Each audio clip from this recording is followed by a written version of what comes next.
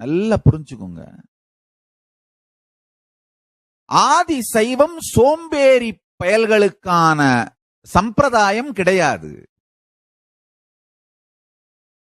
நம் ஆதிசைவ மன்னர்கள் அமைத்திருக்கும் பேராலயங்கள் கண்டாலே போதும் எந்த அளவிற்கு பெருத்த வாழ்வியல் நோக்கும் போக்கும் உயிர்ப்பும் கடும் உழைப்பும் உடையவர்களாக நம் முன்னோர்கள் பெரியவர்கள் இருந்திருக்கிறார்கள்னு எத்துணை இஸ்லாமிய படையெடுப்பினாலும் அழிக்கவே முடியாத அளவிற்கு, எத்துணை தீவிரவாத தாக்குதல்களாலும் அழிக்கவே முடியாத அளவிற்கு பெருந்திருப்பணி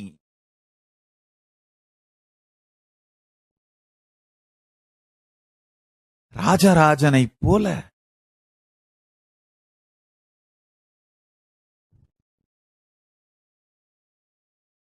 ராஜேந்திர சோழனைப் போல என்ன திருப்பணி வாழ்க்கையில்! அவர்கள் காலடிப்பட்ட ஊரின் மண்ணை கூட தலையிலே தெளித்துக் கொண்டு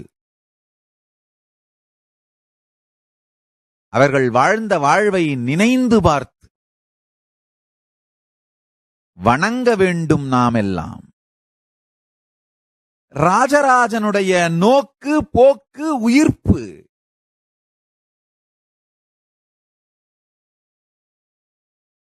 அவங்க உருவாக்கி வச்ச அந்த ஈகோ சிஸ்டம், இதெல்லாம் நினைச்சே பார்க்க முடியாதுங்கய்யா. வாழ்நாளிலே ஆயிரக்கணக்கான ஆலயங்கள் கருங்கல் திருப்பணிகள் செய்து முடித்திருக்கின்றார் ராஜராஜனும் ராஜேந்திரனும். நன்றாக புரிந்து கொள்ளுங்கள், சாதாரண வேலை அல்ல. நம்மெல்லாம் ரொம்ப ஈஸியா சொல்லிடுவோம், அவங்களுக்கு என்ன ராஜாசாமி, ஊரே அவங்க சொன்னா கேட்கும், செய்ய போறாங்க. அப்படிலாம் முட்டாள்தனமா நினைச்சிடாதீங்க. ராஜராஜன் அடக்குமுறையாலே ரவுடித்தனமாக ஆண்டவன் கிடையாது. இன்னொரு முக்கியமான விஷயம், ஆதி சைவம் மதமே, இந்த சம்பிரதாயமே டெமோக்ரசி சார்ந்தது. ஒரு கொடுங்கோல் அரசன் அந்த மதத்தை உபயோகப்படுத்தி மக்களையும் நாட்டையும் கட்டுப்பாட்டில் வைக்க முடியும். ஆனா ஆதி சைவம் அப்படி கிடையாது. மதத்தின் கட்டமைப்பே, இந்த சம்பிரதாயத்தின் கட்டமைப்பே சத்தியமும் ஞான தேடுதலும் சார்ந்தது. சத்தியம் என்ன, உண்மை என்ன, அதனுடைய ஆழம் என்ன என்கின்ற ஞான தேடுதலை அடித்தளமாக கொண்டு கட்டமைக்கப்பட்ட சம்பிரதாயம். மிகுந்த அறிவு சார்ந்த சம்பிரதாயம். அறிவு சார்ந்த சம்பிரதாயம் அப்படின்னும் போது நன்றாக அறிந்து கற்று தனக்கே அறிவு சார்ந்தவர்கள் மட்டும் கடைபிடிக்கின்ற மதம். அது மாதிரியான அறிவு சார்ந்த மக்களை கட்டுப்படுத்த முடியாது. உயிரோடு நரம்பு தெரிக்கின்ற புராண உருவங்களை பக்தியும் ஞானமும் மட்டுமே பொங்கினால் நம் உடலும் மனமும் உயிரும் சேர்ந்து இணைந்து இயங்கி செய்ய வேண்டிய கலைகளை, கலை சிற்பங்களை, கலை காவியங்களை, கல்லிலே எழுதி வைத்த கலை ஓவியங்களை, கலை காவியங்களை அடிமைகளை கொண்டு செதுக்க முடியுமா? நம் குழந்தைகள் எல்லாம் ராஜராஜன் ராஜேந்திரன் காலத்து அரசியல் அமைப்பு முறை, நீர் மேலாண்மை, இதையெல்லாம் படிங்கய்யா.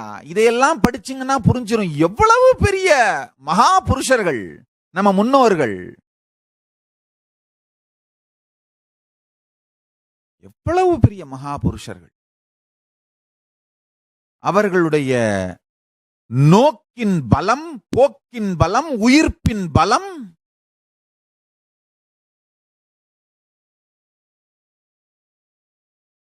அடிமைப்படுத்தி எல்லாம் ஒன்னும் பெருசாலாம் பண்ணிட முடியாதுங்கய்யா. மறுத்து விட வேண்டும். எவ்வளவு பெரிய மூர்த்திகள் ராஜராஜ சோழன், ராஜேந்திர சோழன். அவர்கள் காலத்திலே இருந்த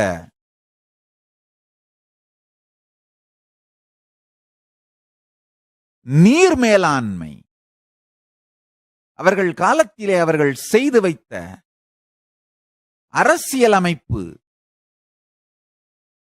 அட்மினிஸ்ட்ரேஷன் ஸ்ட்ரக்சர்,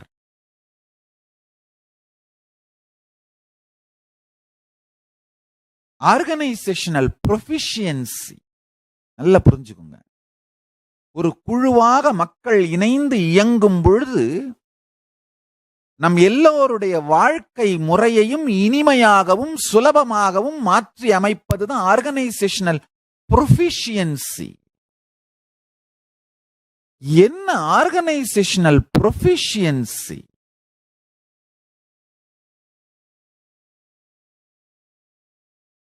நம்முடைய எல்லா ஆலயங்களிலும்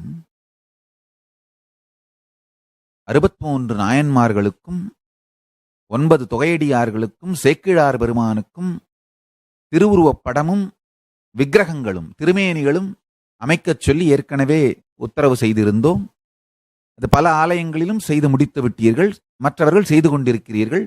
அந்த உத்தரவோடு இதையும் சேர்த்துக் கொள்ளுங்கள். ராஜராஜ சோழன் திருமேனியும் அமைக்கப்பட வேண்டும்.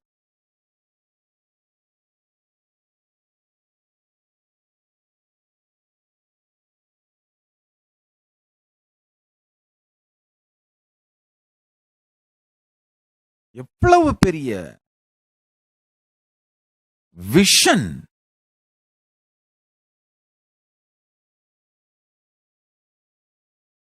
பல நாடு ஆண்டது மட்டும் இல்லைங்கயா,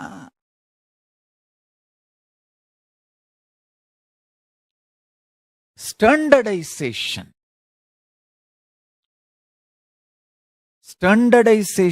அப்படிங்கறத பீக் இன்டெலிஜென்ஸ்கான பாசிபிலிட்டிய உயிரோட வச்சு செஞ்சாங்க.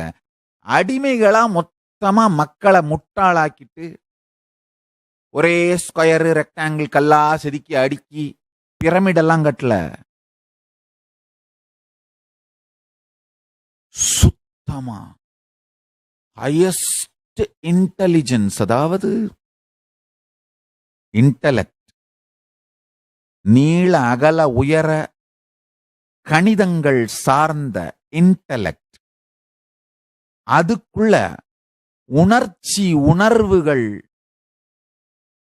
இதையெல்லாம் பொங்க வைக்கிற கலை, அதுக்குள்ள உயிரையே மலர வைக்கின்ற உத்தமமான ஆதி சைவத்தின் ஞான சத்தியங்கள் சார்ந்த தத்துவார்த்தமான புராண கதைகள்.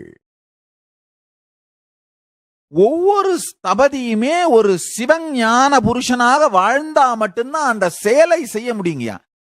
அமைக்கப்பட்டிருக்கின்ற ஒவ்வொரு ஆலயமுமே அந்த ஸ்தபதி தன் மனதிற்குள்ளே பூசலார் நாயனார் போல பெருமானை உளத்தில் வைத்து உள்ளத்திலே ஆலயத்தை பண்ணி இருந்தா மட்டும்தான் வெளியில் ஆலயத்தை பண்ண முடியும். இந்த மொத்த ஸ்தபதியார்கள் இனத்தையும் விஸ்வகர்மா இனத்தையுமே வணங்குகின்றேன். அவங்க இதயத்துல பெருமான் எழுந்தருளிய பின்புதான் ஆலயத்திலே எழுந்தருள்வார். அவங்க இதயத்துல நடக்கிறது தான் முதல் பாலாலயம். தன் இதயத்திலே ஆலயம் செய்ததற்காக பூசலார் நாயனாரை வணங்குவது போலே ஒவ்வொரு ஸ்தபதியும் பூசலார் நாயனாருக்கு சமம். ஏன்னா ஒவ்வொரு ஸ்தபதியுமே முதல்ல இதயத்துல அதை கட்டி பார்த்த பிறகுதான் வெளியில கட்ட முடியும். சும்மா இல்ல ஒரு கோவில் கட்டுறது. நம்முடைய இன்டலெக்ட், எமோஷன், இன்டெலிஜென்ஸ், கடும் உழைப்பு, நல்ல நான் சொல்லுகிறேன் இந்த சத்தியங்கள், நோக்கு போக்கு உயிர்ப்பு, இது எல்லாவற்றையும் வாழ்க்கையிலே வாழ்ந்த ஒரு லட்சிய புருஷர்கள் தான். ராஜராஜ சோழன், ராஜேந்திர சோழன், ராஜசேகர பாண்டியன், ராஜராஜ சோழன் மாதிரி 24 மணி நேரமும் ஆழ்ந்து சிந்தித்து சிந்தித்து சிந்தித்து பல்வேறு விதமான யோசனைகள், சிந்தனைகள், உயிர் உழைப்பு. ஐயா நல்லா புரிஞ்சுக்கோங்க, மன உழைப்புனா என்னன்னா மேத்தமெட்டிக்கலா திங்க் பண்றது.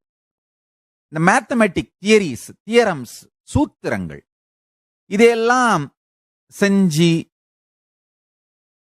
கணக்க பார்த்து கூட்டி கழிச்சு சரி தப்பு, இந்த தியரம்ஸ் இதெல்லாம் பண்றது மன உழைப்பு. ஆனா ஒரு கருத்துக்கு உயிர் கொடுத்து ட்ரையல் ரன் பார்த்து லாப நஷ்டங்களை யோசிச்சு அது எது நல்லது எது கெட்டதுன்னு சிந்தித்து அதுல சரியானதை எடுத்து எக்ஸிக்யூட் பண்றதுக்கு ஆர்டரா கொடுக்கிற இந்த செயல் உயிர் உழைப்புங்கய்யா, வெறும் மன உழைப்பு கிடையாது. எத்தனை இரவுகள் தங்கள் குடிமக்களுடைய ஆரோக்கியத்திற்காக சரியான மருத்துவ முறைகளை சிந்தித்து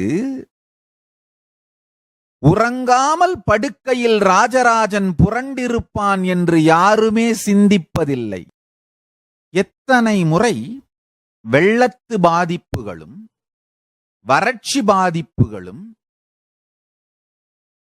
மக்களை தாக்காமல் இருக்க வேண்டும் என்றும் அதற்கு நீர் மேலாண்மை எவ்வாறு செய்ய வேண்டும் என்றும் யோசித்து யோசித்து பல்வேறு இடங்களுக்கு நேரில் சென்று தகவல்களை திரட்டி மந்திரிமார்கள் கொண்டு வரும் தகவல்களை உயிராலே உணர்த்தி உயிருக்குள்ளே அது உரைக்கும் வரை அதை சிந்தித்து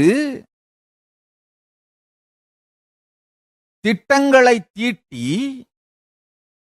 எந்தவிதமான கரப்ஷன், லஞ்சலாவண்யங்கள் நிகழாமல் அதை செயல்படுத்தி, சும்மாவா ரொம்ப எகத்தாளமா பேசுறோம். அவன் சர்வாதிகாரி அரசன் அப்படின்னு நல்லா தெரிஞ்சுக்கோங்க. சர்வாதிகாரியா இருக்கிறவனுக்கு பொறுப்பு 1000 மடங்கு அதிகம். ஏன்னா ஊருக்குள்ள ஏதாவது ஒரு மனிதன் நாய் கடித்து இறந்து போனால் கூட அரசன் தான் பொறுப்புன்னு பேசுறவங்க வாழற இடம். ஆனா ஆதி சைவம் ஜனநாயக மதம், உன்னுடைய சிந்தனையை தூண்டிவிடுகின்ற மதம் ஆதி சைவம் சார்ந்த ஒரு மதம். ஆதி சைவர்கள் எங்க இருந்தாலும் அங்க ஜனநாயகம் தான் இருக்கும்.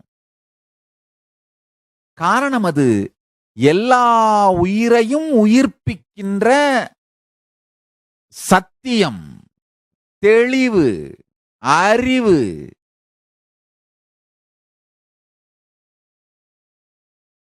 ஒண்ணும் இல்லைங்க. தஞ்சாவூர் ராஜராஜனுடைய பிருகதீஸ்வரர் ஆலயம், அந்த ஆலயத்தினுடைய பெருவுடையார் ஆலயத்தினுடைய அமைப்ப யாராவது ஸ்டடி பண்ணியிருக்காங்களான்னு தேடி தேடி எனக்கு ஒரு டாக்குமெண்ட் கிடைச்சது. அது மாதிரி ஒரு ஆலயமாவது பெருமானுக்கு பண்ணி வச்சிடணும்னு நினைச்சேன்.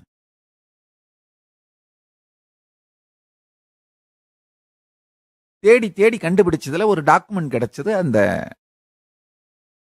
3 மாதமா அந்த டாக்குமெண்ட்டை ஸ்டடி பண்ணிட்டு இருக்கேன். பார்க்கிறேன், சமாதிக்கு போறேன், பார்க்கிறேன், சமாதிக்கு போறேன். தி கிரேட் பாஸ், இந்த நிர்விகல்ப சமாதியிலையும் போய் இதை டவுன்லோட் பண்ணி பார்த்தேன்.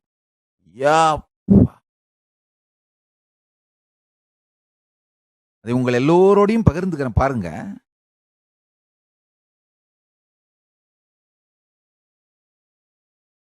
This is a virtually conducted tour to introduce the Brihadeshwara temple complex.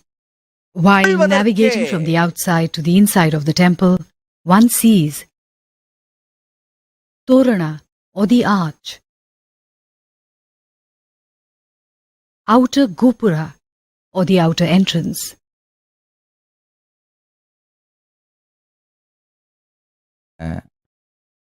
Document அவங்க எல்லாரோடையும் பகிர்ந்துக்கிற நீங்கெல்லாம் நேரம் இருக்கும்போது பாருங்க.